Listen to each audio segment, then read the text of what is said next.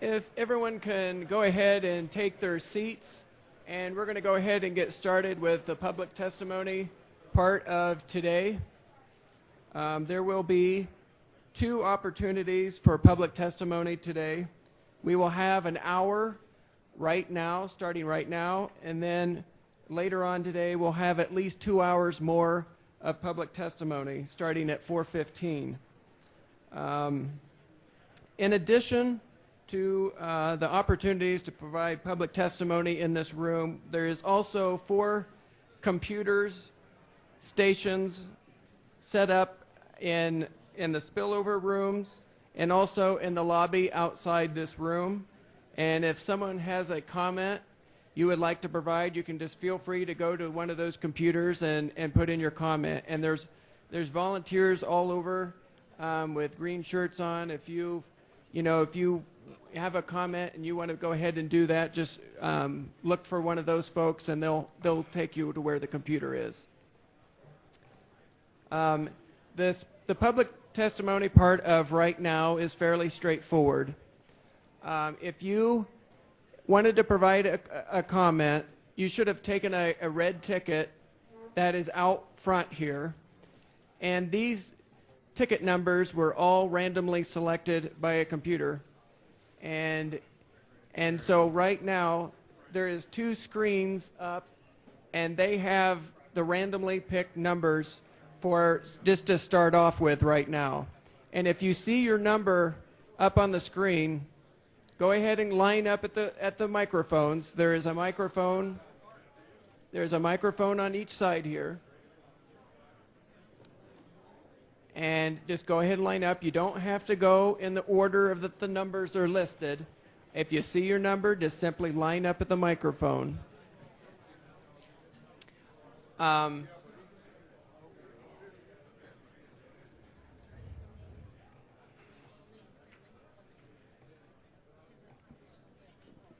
Okay.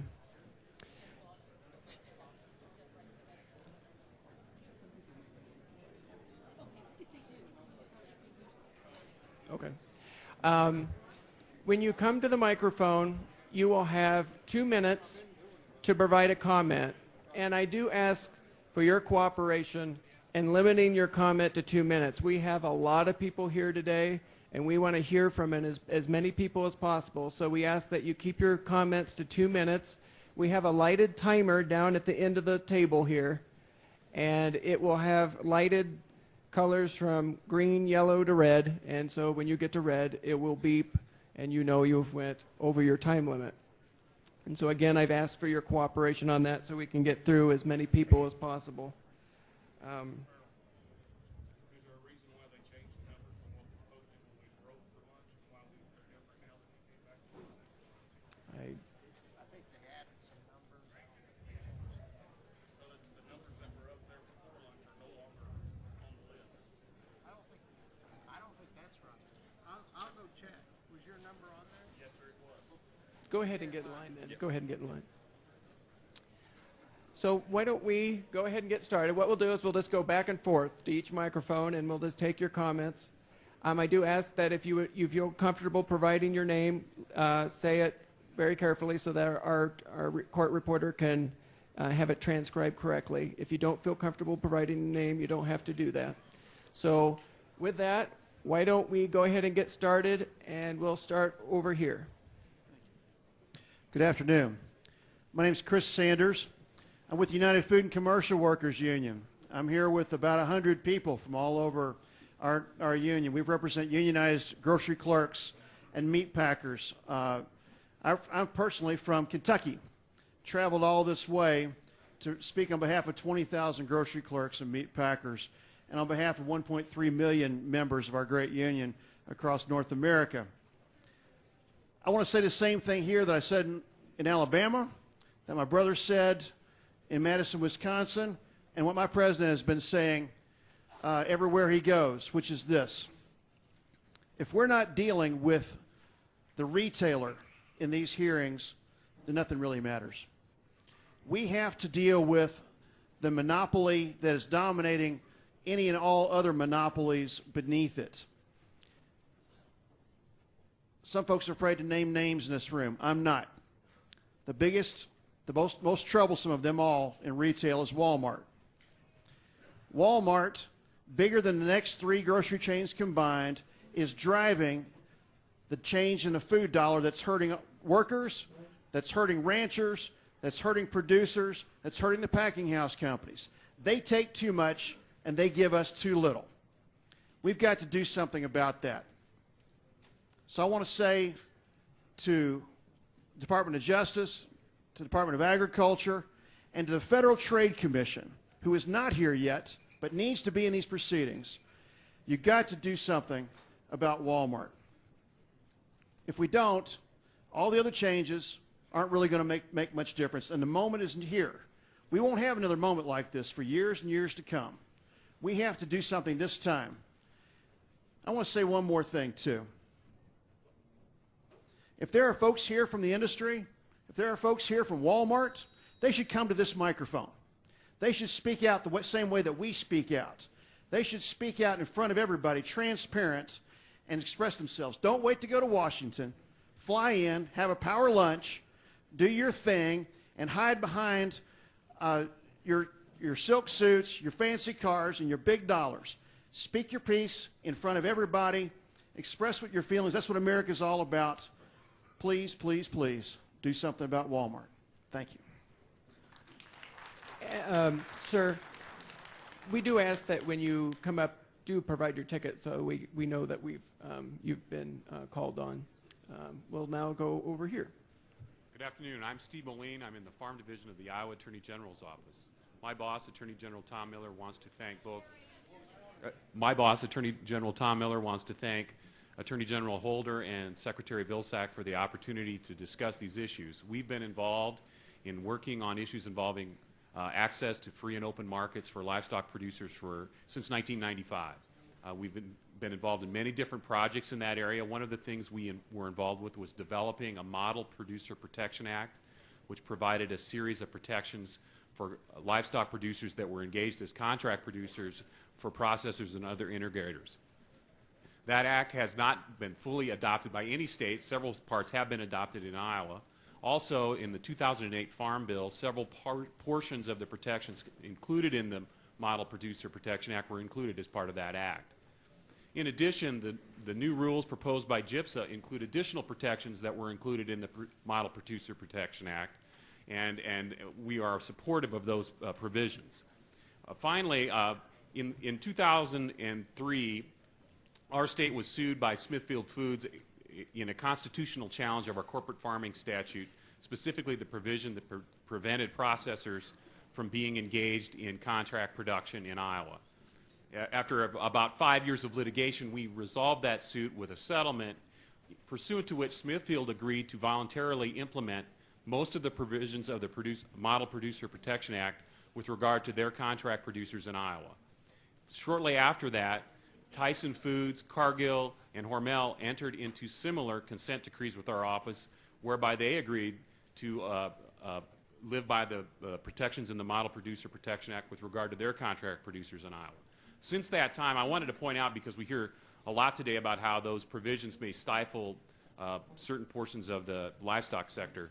In Iowa, since those entities have agreed to live by those guidelines that were set out, the contract production in Iowa has actually increased. It has far from stifled the industry, has increased.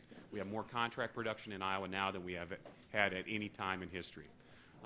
Again, our office has been involved for a long time in these issues. We're anxious to provide whatever assistance we can with regard to developing a final rule with GIPSA, with other attorneys general, from other representatives from the industry, and with other agencies of the federal government, be involved in developing a final rule that works for all parties in this industry. I think everyone's goal is to develop the best market discovery, the best access to free and open competitive markets for farmers that we can. Thank you. Well, I'm Scott Hayes, an independent pork producer from Missouri. I would encourage the department and DOJ to look at what happened in Missouri about 10 years ago when we passed similar legislation on price discovery. The governor in 7 months, the governor called a special session just to do away with that legislation. It was such a mess, such a fiasco.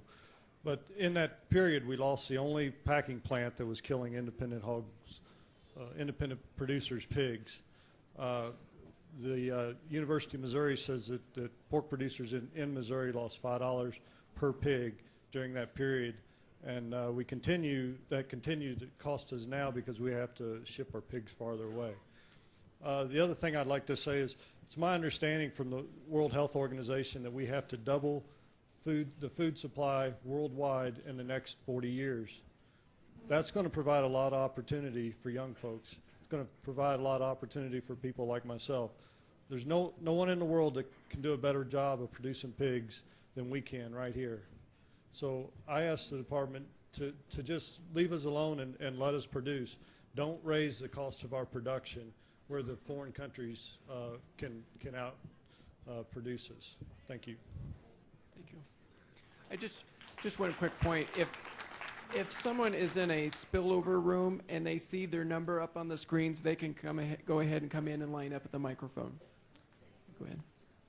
Thank you. I'm Vaughn Meyer, a producer for Northwestern South Dakota and chairman of the South Dakota Stock Growers Marketing Committee. And I'd like to relate briefly to that which will not be said here today. The silence here today is representative of the 370,000 producers who through the past 16 years have lost their hopes and dreams in production agriculture.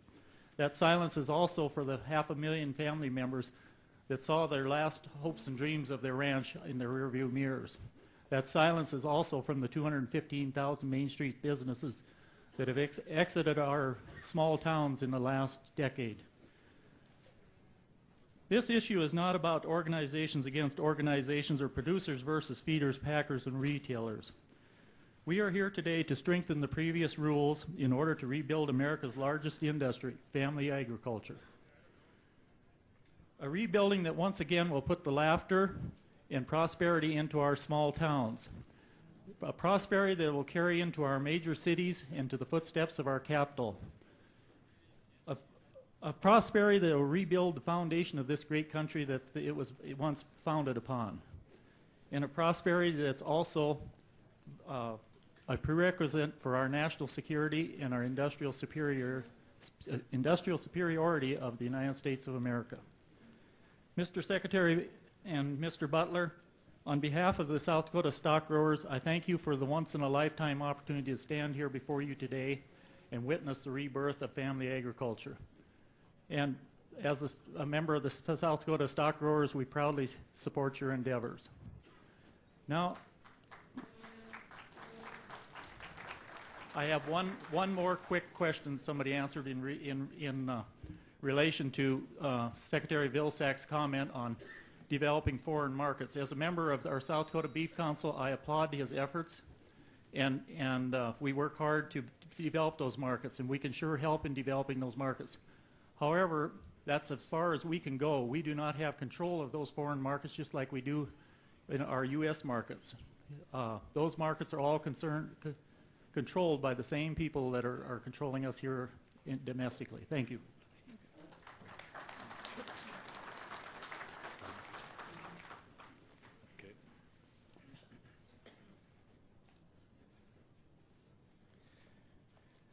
Hello, panel. I thank you for the opportunity to speak to you.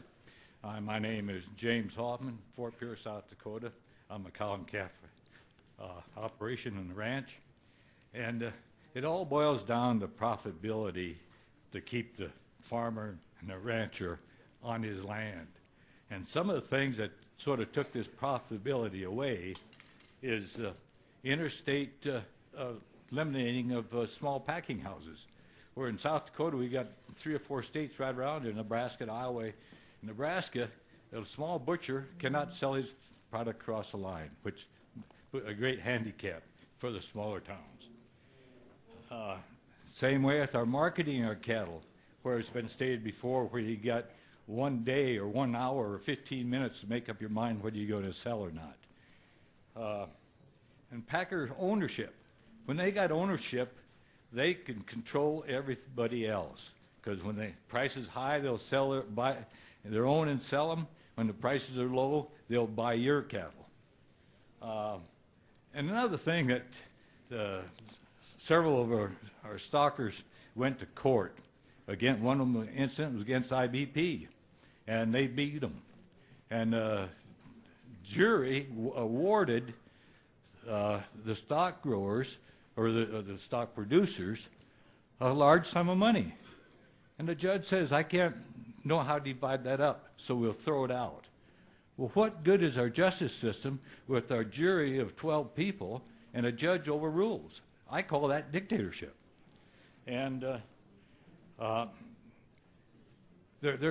cut this briefly. One way to keep the farmer and the rancher on there, I'm getting very close to retirement. If you would do away with the inheritance tax and give it to that son or daughter that's on the ranch, and as long as that son operated that ranch for 10 years, that tax would be forgiven. And then for the next generation, pass it on, establish the value of that land at the time the first giver gave it away. So when the second son or the one to do his land, you'd have a basis for inheritance tax down in the future. And this would not cost the government anything. It would greatly enhance the rancher and the new rancher coming in. I thank you for your time, and God bless you.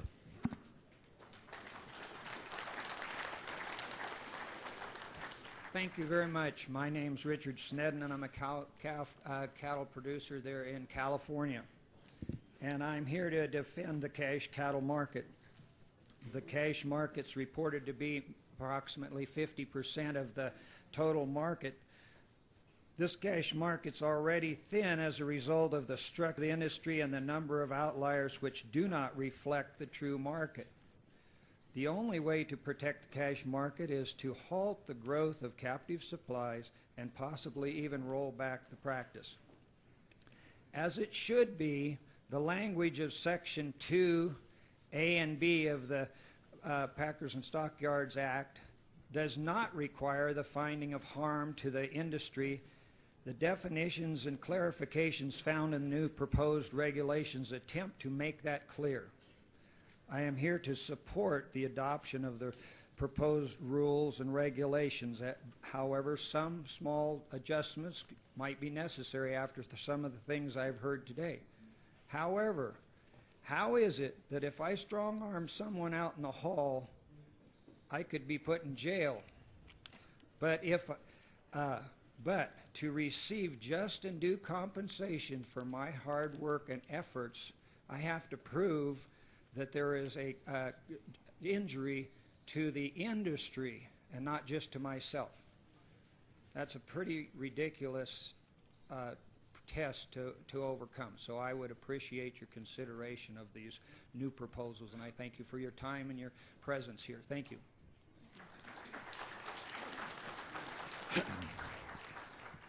Herman Schumacher for Harriet, South Dakota, and I can't appreciate enough the meeting that we're having here today. I'm going to talk about a couple of issues. I'll get along as fast as I can. If I understood Miss Land Valley correctly, she markets 1/3 of her cattle through her niche market, and 2/3 go then to a feedlot where they also get an added value. And then my question to her would be, the 2/3 that she does go to a feed yard with, does she go to one like Mr. Sense, where he has a 10,000 head feed yard, but if I understood him correctly, he gets less money for his cattle than larger feedlots do down the road, just simply because of volume. So how much of this market today is not value added based, but volume based? And right now, today, yep. And you know, another thing that's not been talked about at all today is the intimidation factor. Now, I'm the fellow you probably read about that Tyson Foods hung a sign on my door, no trespassing. We beat him in the courtroom, appellate court overturned it. They turned back on me and 2 other individuals and trying to collect their court fees for that. So the intimidation factor being a man like Alan Sense now, and I myself am a 10,000 head feed yard owner. And Alan sensed the courage that he takes to go up there and testify today when knowingly they could very well intimidate him and stay out of his yard. I've had that experience. I was a livestock market owner for 30 years. And I tell you what, if I would treat one of my customers the way I've gotten treated by Tyson Foods, I wouldn't have had I couldn't have got my own cattle to go there. But what I'm saying is I've had Tyson Foods come bid on my cattle and give me that 5-minute window. And when we talked about all the technology that's out there, there is no technology until about 5 minutes on Friday afternoons when they finally post the price. Maybe. Sometimes not till Monday. But anyhow, I've been told that either you take this price or you're going to have to go into next week. Well, if they're customer cattle, I call the customer and he said he ain't ready to sell them, or yeah, he'll say go ahead, sell them. I'll call IBP back and he'll say, well, it's too late now, we're going to put you in the next week. Okay? Then you panic, you sell them, right? He'll call you back the next day and say, by God, Herman, we found room for him. Can you load him Sunday for Monday morning's kill? Now, that's a downright, outright lie. And I've experienced it. I've been in the feed yard business for 25 years. So I tell you what, the intimidation factor out there is real. There would be more feedlots here, I'll guarantee you. But there's fear. And I guess I've pushed I pushed it far enough to where they've had the courage to put a sign on my door. But like I say, there'd be more feed yards there if the fear wouldn't be there. So thank you again very much. This is a momental time, guys.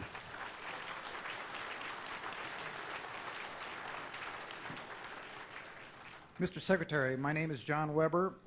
I am a pork producer from East Central Iowa, and am here to share a few concerns that I have about the new GIPSA rules that were handed down in June and how they affect the pork industry. And I realize that the different species have different issues and different problems, and I respect that, but certainly some of these rules are very problematic for the pork industry. I've been a livestock producer my entire life, raising both cattle and hogs in East Central Iowa. For the last 20 years, I have focused on pork production, raising my own hogs, as well as custom feeding for a major packer. I have been involved in just about every marketing contract arrangement and futures hedge position that you can imagine, and have recently entered into a production contract with a major packer. It is this ability to use these tools that has helped me in my business. It is also allowing my son to take over business with better risk management. Production agriculture by nature is an extremely competitive business. Regardless of its size, it is competitive. It is competitive right to the very moment the consumer puts food in his mouth. If my pigs score higher on a premium scale than my neighbor's pigs, I expect to get paid for that premium. If I get up at 2 a.m. to deliver those hogs to the packer, I expect to get paid for that service. If a snowstorm is coming, I expect my processor to have the right to pay me more that given day or at that given moment for pigs than he may the next day, without justifying with a written cost analysis to GIPSA.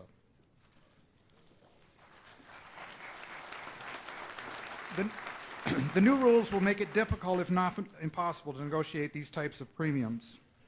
Another rule that is problematic to the industry is that the contract must be long enough to allow me as a producer to get back 80% of my initial investment, or investment that I'm asked to make along the way.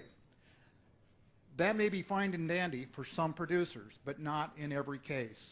And on that particular rule, I think the producer should have the option to opt out of that. He may either have other plans before that cost recovery is achieved, and or other opportunities.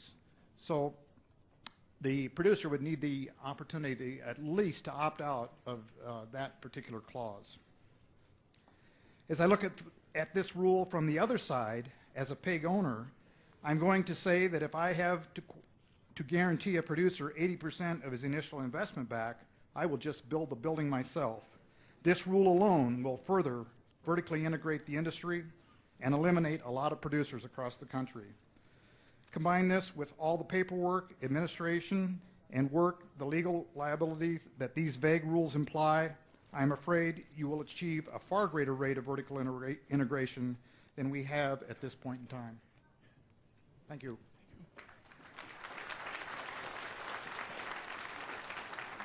Thank you. I'm Bill Bullard representing RCAF USA.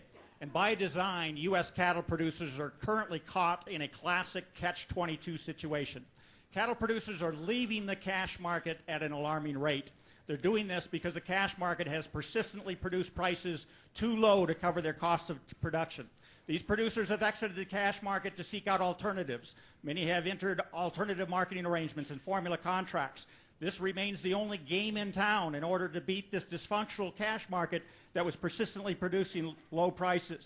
And now the U.S. cattle industry is midway in the highly successful and anti-competitive strategy of the meat packers that they are deploying in this industry to capture control over the live cattle supply chain, just as they've already captured control over the hog industry and the poultry industry. And they're doing this in a very straightforward manner. Their strategy includes 4 steps. Number 1, they create an entirely new economic risk in this industry, and that risk is market access risk.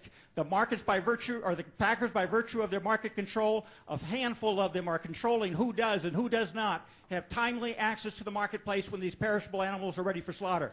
Second step, they then solve the problem of market access risk. They do this by offering to guaranteed access if the producer is willing to sign a contract. As a result, more and more producers leave the cash market. It becomes thin, highly susceptible to manipulation. As the price lowers, the aggregate price of all cattle lowers, including the cash price, all the alternative marketing agreement prices. All of those are lowered as a result of the dependence on the cash market to continue to be the price discovery market. What we need to do now is for USDA and the Department of Justice to take aggressive steps to stop the monopolization of our U.S. cattle industry. They must take the first step, and that is to prevent the packers from creating this market access risk. And then what they have to do is they have to ensure the integrity and the functionality of the cash market. We believe the USDA proposed rule does just that. It addresses the 4 major affronts to competition, and we support it fully, and I'm out of time. Thank you.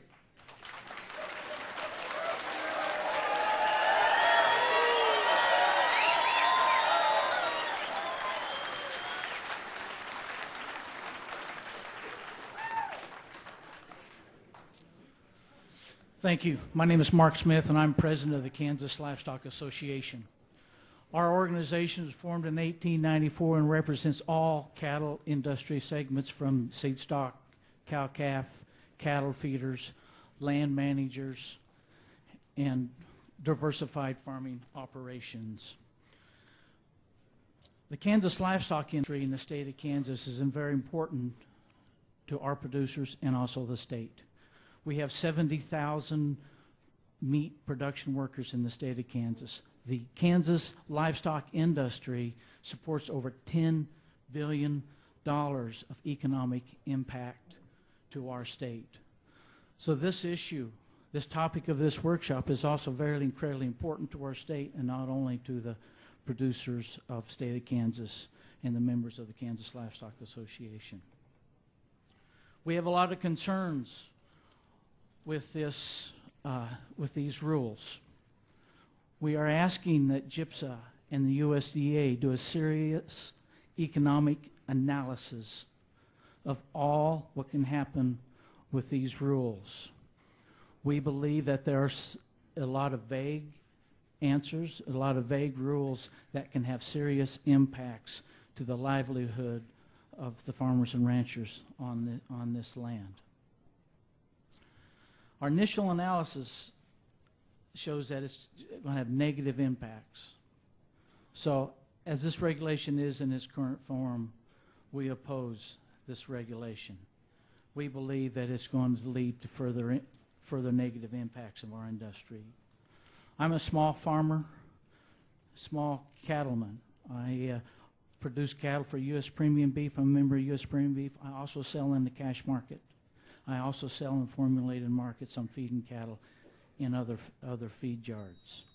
I believe these rules and regulations, being vague, are going to have a detriment to my way of living off the land out in western Kansas. We want you to have serious consideration and serious thought and serious analysis before any of this regulation is adopted. We want to keep this dialogue box open, and want you to be sure that when you analyze every fix, it's a solution to a real problem before any regulation is finalized. Thank you.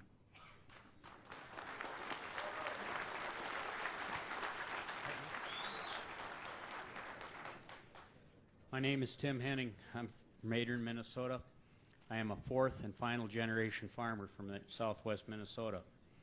In the mid-1890s, a neighbor and I bought all the cattle off a ranch in Montana. He took the heavy end, I took the light end. They were basically fed the same rations, same genetics. When they became ready about the same time, Major Packer came out, looked at my cattle, gave me a bid, drove over to my neighbors and gave them a bid. I called John and I said, "What did you get for yours?" He informed me that his bid was $2 higher than mine.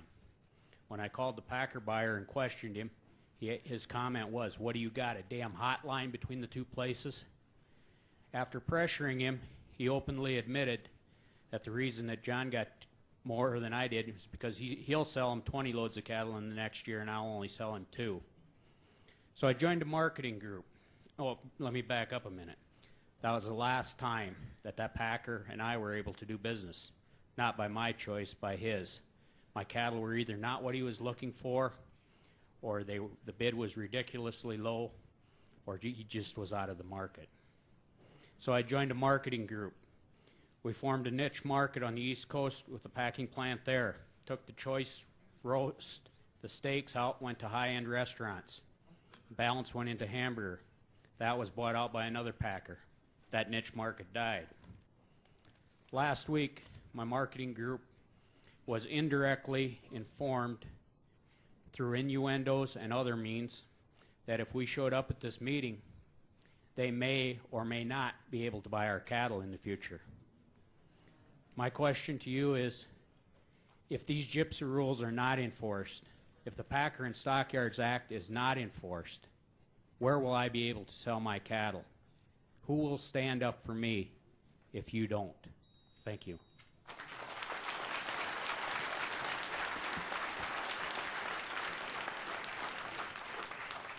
My name is Darwin Bach. I'm a hog farmer from Boyd, Minnesota. I did have a prepared statement, but I'm not going to use it. Reason being, Secretary Vilsack in his opening statement did such a good job of hitting on all the points I wanted to make. I don't think I could add much to them. The one thing that he did seem to be very interested in, both in his opening statement and some follow-up questions, was about the open market. Particularly in hogs, he had pointed out that recently we went below 4% of the purchases were made on the open market. And what can we do on the spot market? Do to protect and legitimize that spot market. If you look on USDA's data, it shows that packers buy more hogs from other packers than they do from producers on the spot market. There's two problems with that, these packer-to-packer sales. One, they're avoiding coming into the market and bidding for the hogs that they need, which holds down the price. And as Secretary Vilsack pointed out, most of the other hogs are sold on some type of a formula based on that open market price. The second thing it does is sends price signals to the to each other on what they're paying for their hogs.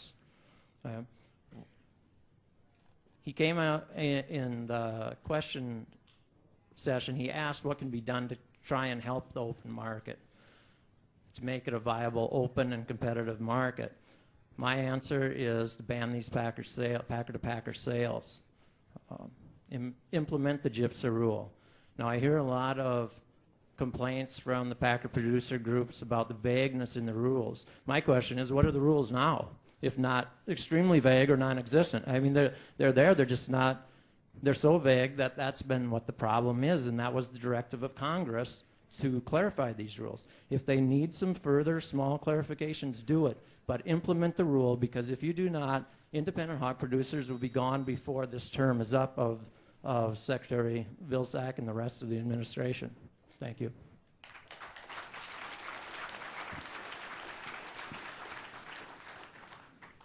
My name is Dawn Williamson. I'm a pork producer from North Carolina. My family and I run 3,000 sows. We run those sows on 2 separate farms. We sell pigs on contract with 2 different integrators under terms that are fair and equitable to everybody. I want you to understand, gentlemen, that I take a lot of pride in my ability as a herdsman. I also take a lot of pride in my ability as a business person. I take very, very strong exception to the notion that a government agency feels like they have the need to come in and check and approve of my private business contract.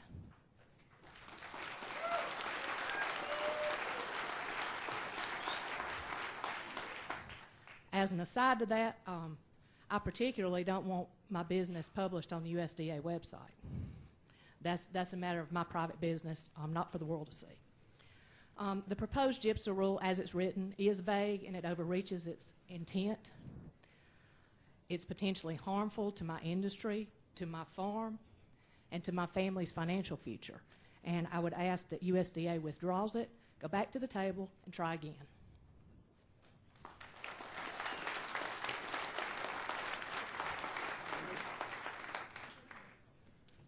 Hello, my name is Kenny Fox. I'm president of the South Dakota Stockyards Association, and we represent cattle ranchers and a few independent feeders. We support this rule. We think it's necessary. We also feel that this ban on packer ownership should be there. What happened to us in 2005 when the Canadian border was closed and cut off the captive supply of the packer, our market jumped several dollars higher practically overnight. We sold the highest priced cattle we ever sold in 2005, and the price of meat was, choice retail meat was $4.09 a pound. Today, retail meat, choice meat, is $4.49 a pound, and we're $100 to $150 less on the price that we're receiving for our cattle. We need this protection. We need to keep our people on the land, and it's all about a market. If we don't have a market, nothing else matters. Thank you, and we appreciate your work.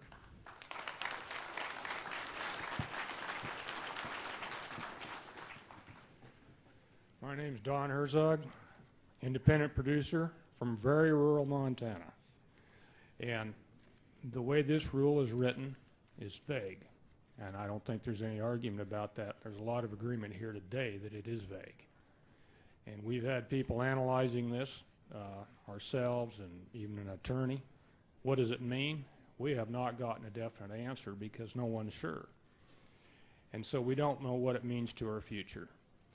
In Montana, the bulk of the pork production is in the Hutterite Brethren colonies. I don't know how many of you are familiar with that. These people are as down to earth as you can get and very family oriented. We have no major packers in Montana, and we have to ship several hundred miles to the nearest packer. And so contractual arrangements are essential, absolutely essential, for the transportation and marketing of our hogs out of Montana. And our family, well, we're cow-calf, and we're hogs, and we're grain. We've worked literally for generations to develop good genetics in our livestock. And I'm not about to apologize for getting a premium for something that's superior to someone else's product. And I resent the implication that I should have to do that, to justify that. That's obvious. One of the things that was talked about at length here today was the age of farmers and how the aging population is an issue that everyone's concerned about in the farming ag community. You've got to address the inheritance issue if you expect the next generation to be there.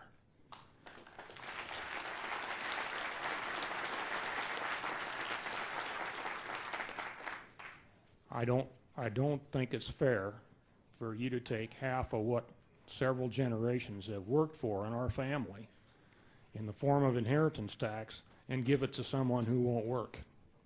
Thank you.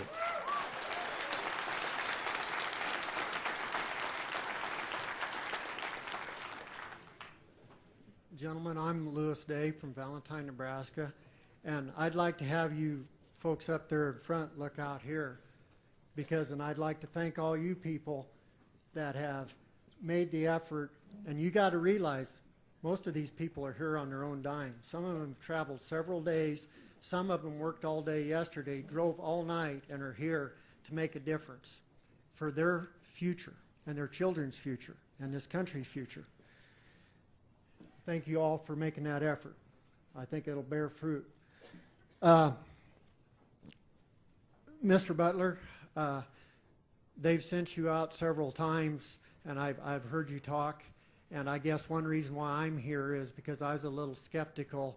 You said that you wanted to do your job, and I guess you've come under a lot of fire for trying to do that. And I want you to look here, because a lot of these people are here because that's all we want. We want someone that will do their job. And you people that are higher up in the USDA and these other departments, you've given us some kind of nice political talks today, but there's several things that you can do to prove that you are working for us. And one of them is we work very hard to pass country of origin labeling. Every one of us here can tell where our underwear is made, but you guys messed up the rules to where our consumers still have a struggle to find out where our beef is coming from.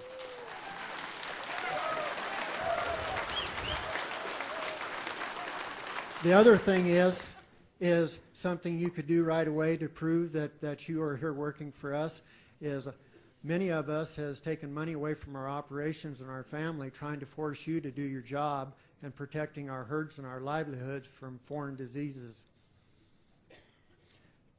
With that in mind, what I'd like to bring up is we will take care of our own families if we have a fair playing field, and the cash negotiated fed cattle is the key to that.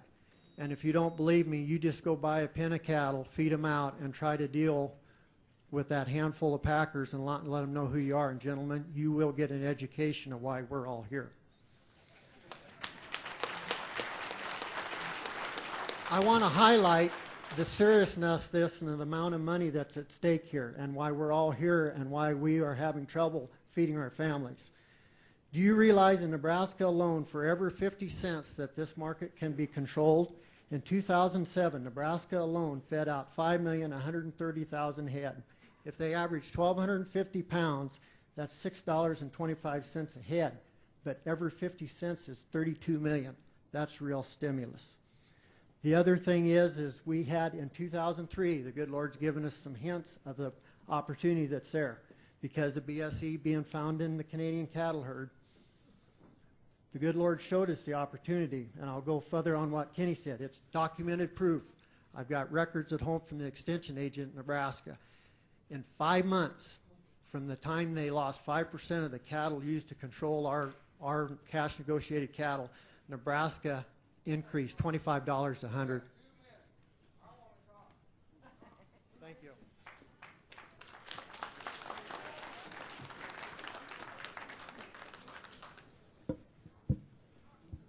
Hello, I'm Gary Acey, a pork producer from Illinois. I have been around hogs all my life. In the past, I produced hogs, and I had contract growers who fed the hogs for me. In 2008, I made a decision, and I sold my last hog, and I built a new weaned and finished building and began feeding for another producer. Because of my past and present experience, I understand both sides of contracting feeding. There are many factors that go into consideration to determine the fee that goes to the contractor, such as the type of building, for example, a weaned to finished building, a feeder to finished building, large pen, small pen, tunnel ventilation or natural, the age and location of the building. Also the skills of the person operating the building, such as skills for caring for small, sick animals, and sorting in skills and sending the right weight animal and even weight animals to market. Another consideration is the market for contract spaces at the time the contract is signed. With the proposed changes to the Packers and Stockyards Act that require written records for difference in pay to contract feeders, if all these things have to be verified, it would create a great deal of paperwork that must be kept, and most likely individual record for each production contract. The way in which the new ruling is written is very general, and the owners of the hogs do not know how the rules will be enforced. And with I fear the prices for many contract spaces may go down, while a few may go up. Thank you.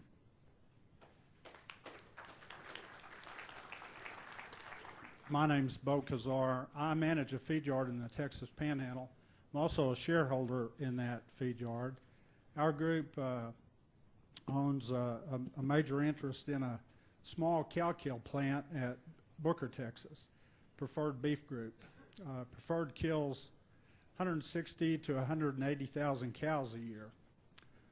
As I interpret the rule, or as I understand the rule, at the point that I become defined as a packer because of that ownership, I'll have to send 80,000 cattle to our packing house, displacing 80,000 cows, and that's going to detrimentally impact their operating area.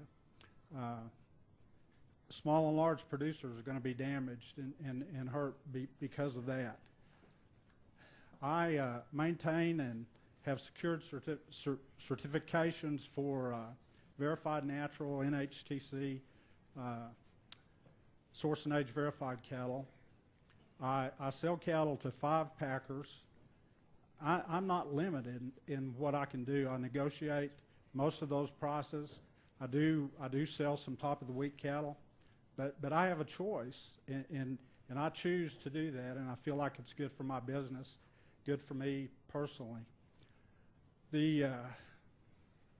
What I see going on here is government's attempt to interject themselves in the free markets by telling me when and how I can merchandise my cattle. The vagueness, that's been mentioned several times, the broad general scope of the rule is going to open the door to lawsuits.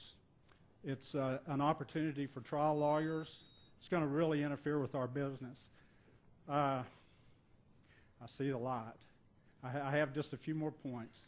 If you can go quickly, sir. We can.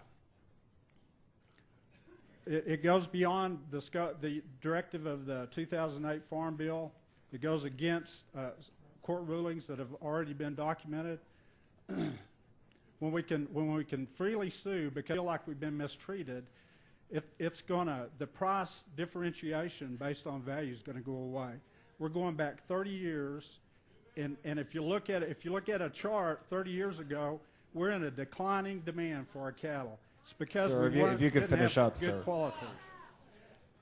On behalf of my company, my customers, our consumers, both of the United States and abroad, I urge you not to pass this rule. Please try to stick to 2 minutes. In order to stay on schedule today, we're going to run for about another 10 minutes. If you are in line, what I want you to do is when we pick up again on the next public testimony part of today, go ahead and get in line and pick up right where you left off. And so we're going to go another 10 minutes so we can start with the other panels, but we're going to continue to work through as many folks as we can. And again, I encourage you to please stick to your 2 minutes. Thank you. My name is Jerry Kenning. I'm from Imperial, Nebraska. My father started an operation that my grandfather began. The thing that hasn't been mentioned here is change. I no longer ride in the boxcar to Chicago with fat cattle. My father hauled cattle to Denver, Colorado to try to get a higher dollar. I today do not use the cash market. I bid my basis, I bid my grade and yield premium, and I bid my source and age premium. And then I have, from the time I purchase the cattle, or in actuality, I have an opportunity before I even purchase the cattle to sell them on price discovery that opens at 8:20 in the morning and closes at 12:30. I have had to change. My son is home today. I expect him to make some changes. This is not the same industry that we had 50 to 100 years ago. The thing I would ask you, and my point is, please do not raise our cost of production in regulatory management. I'm going to use the EPA as an example. Their regulatory things that we had to comply with raised our cost of production. Beef today is the highest cost protein that's out there. We're much higher cost than other foreign countries. Please, when you read this, realize it's vague and leave us alone. The tools are out there today for us to manage and make things work. Thank you for this opportunity.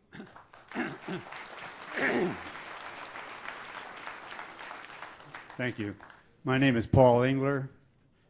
I'm the founder and chairman of Cactus Feeders, which we have a one-time capacity of slightly over 500,000 cattle. We turn that inventory in excess of 2 times a year, so we market over 1 million head of cattle. Folks, I celebrated my 81st birthday this week. Thank you.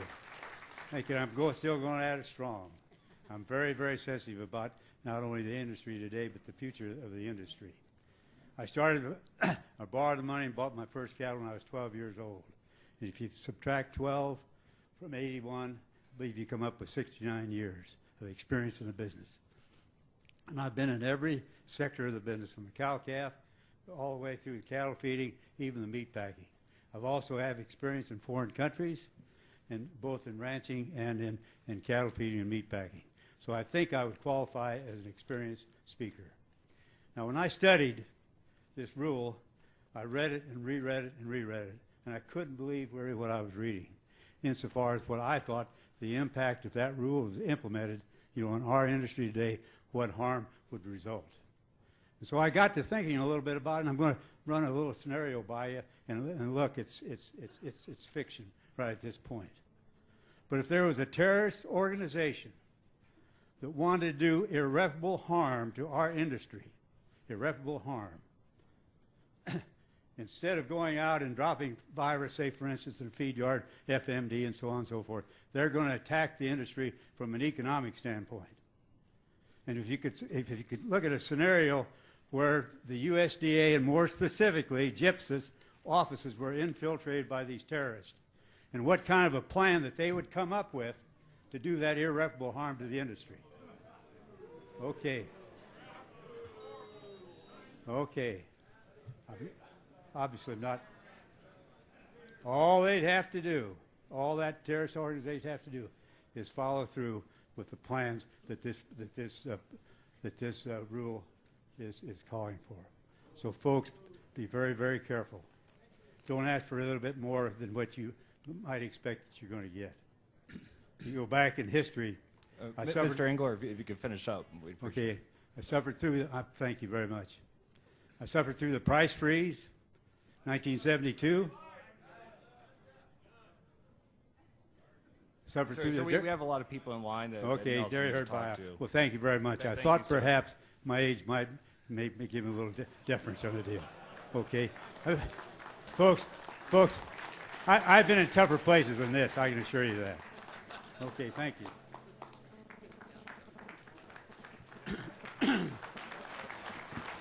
Well, I wrote Dudley Butler a letter.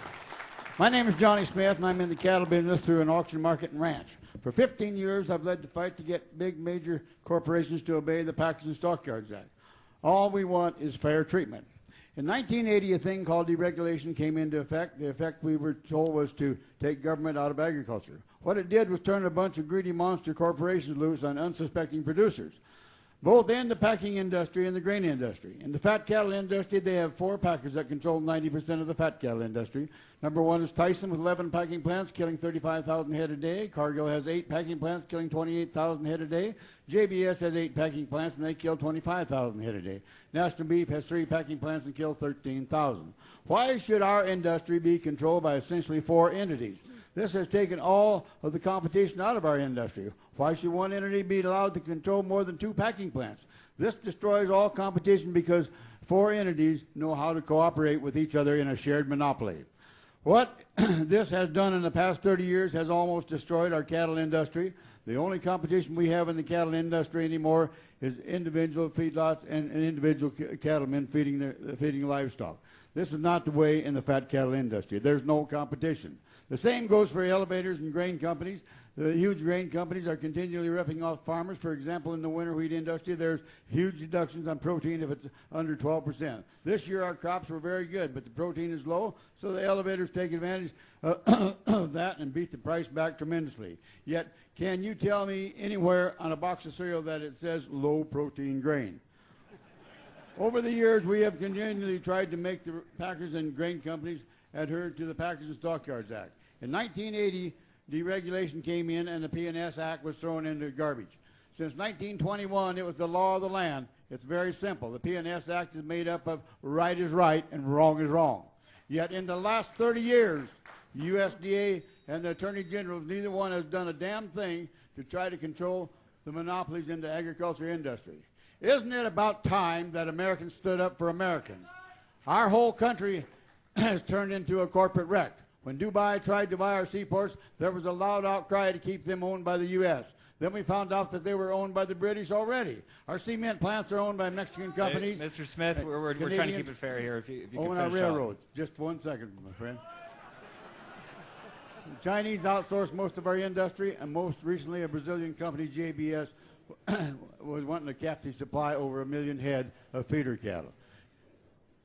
Why should these foreign countries be allowed to control our industries that are so important to our nation's livelihood? These rules are going to help our industry, so we ask you to please pass the rules. Thank you.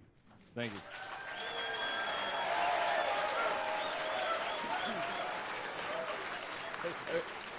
If I could also note, I know we're under the strict 2-minute time limit, but if you could speak slowly enough for the court reporter to write down what you're saying, the record will be there for history. Otherwise, it'll just be kind of garbled. So.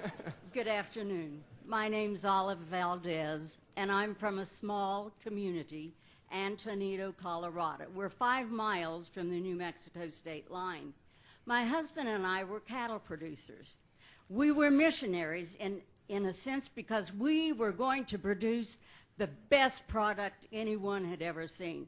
Therefore, after 32 years of selectively breeding, artificial insemination, and everything you could think of, we came up with a fat-free beef product. Fat-free, we have the independent analysis to prove it. Okay, so we had a loan with Farm Service Agency.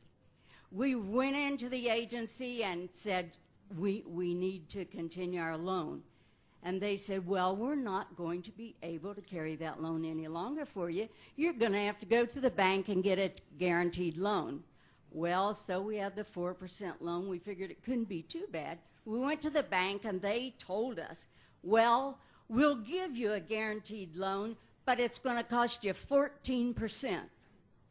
Well, you know, that was when the parity for agricultural products was at 39%.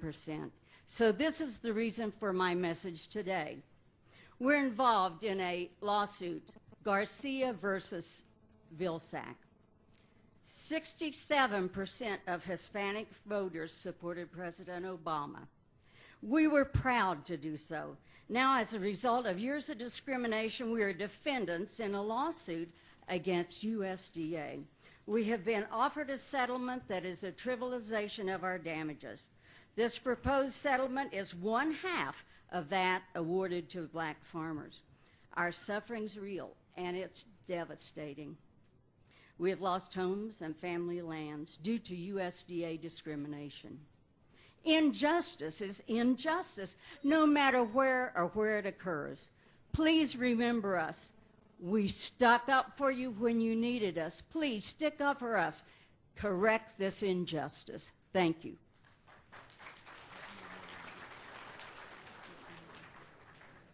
I think we'll do 2 more, and then what we'll do is we'll just pick up.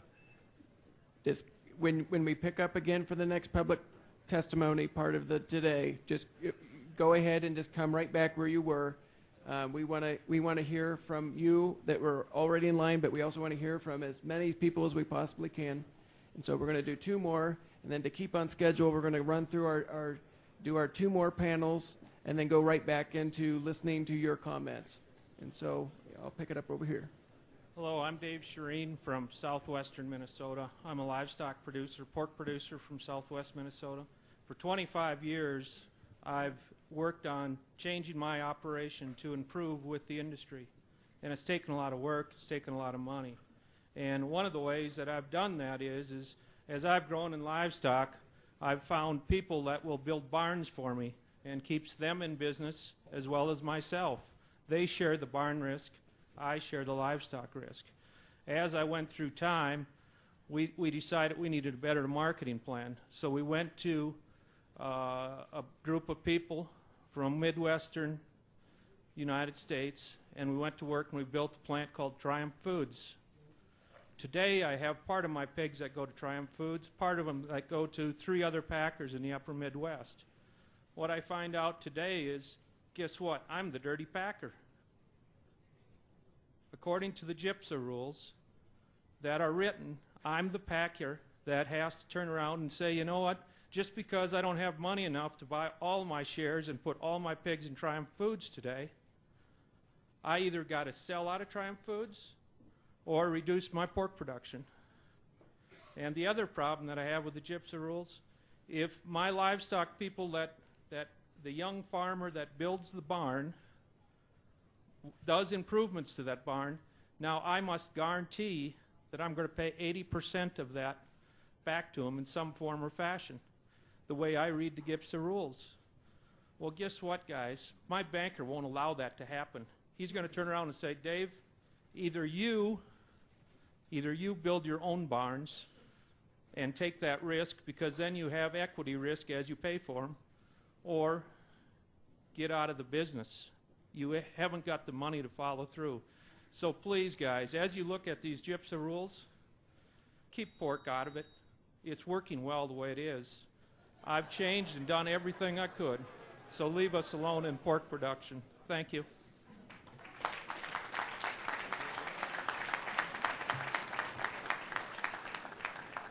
Hi, I'm Joel Greeno, dairy farmer from Kendall, Wisconsin, and as a dairy farmer, we're major contributors to the cattle industry. And when milk prices are low, you try to supplement income by selling cull cows and calves and heifers. And in doing so, you know, we're major contributors to the beef checkoff, where in the case of a dairy animal, they could collect, you know, 3, 4, 5, even up to 6 times off a single animal when it's sold on the market. Secretary Vilsack was in West Salem, Wisconsin, July of '09. He commented that most of the world, or much of the world, pays anywhere from 25% to 50% of their incomes for food. That here in the U.S. it's closer to 10%, and that we'd prefer to keep it that way. At whose expense? Farmers, ranchers, consumers can no longer afford this. The time has come for USDA and DOJ to decide whose side they are on. Will you continue to allow corporate America to run roughshod over everyone, or will you come out on the side of farmers, ranchers, and consumers and at least allow us cost of production plus a reasonable profit? I can't help but feel that farmers and ranchers are being used as pawns in fixing the economy. This will fail. Rural America will be dead. In 1962, the Committee for Economic Development released an adaptive plan for agriculture. Kenneth E. Boulding, an economist, Department of Economics, University of Michigan, member of the Research Advisory Board, stated the following: the only way I know to get toothpaste out of the tube is to squeeze. Likewise, the only way to get people out of agriculture is to squeeze. If the toothpaste is thin, you don't squeeze very hard. On the other hand, if the toothpaste is thick, you have to put real pressure on it.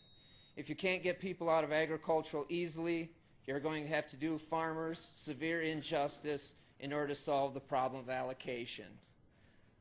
This has got to stop. You have to stop squeezing.